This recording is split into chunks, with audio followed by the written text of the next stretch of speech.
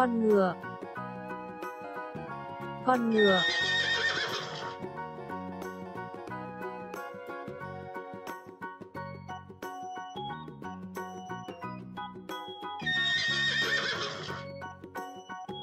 Con ngựa chạy rất nhanh.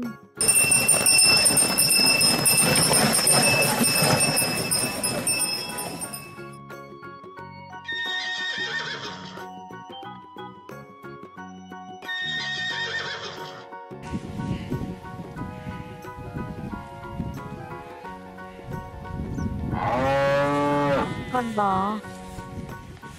Con bò. Con bò. Con bò kéo cây rất khỏe.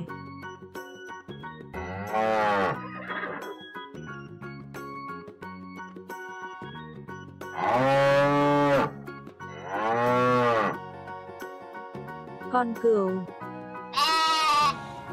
Con cừu. Áo lông cừu mặc rất ấm.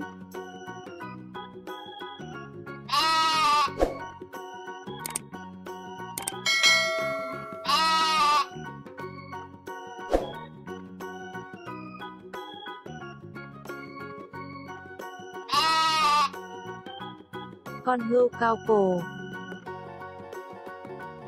Con hươu cao cổ.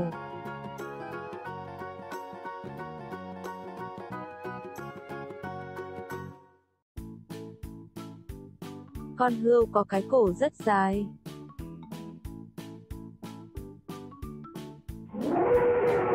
Con voi. Con voi.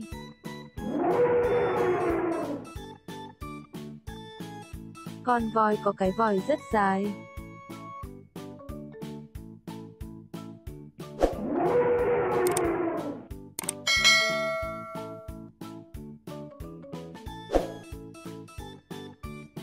Con ngựa.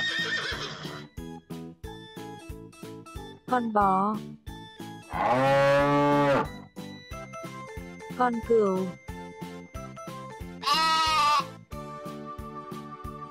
Con hươu cao cổ.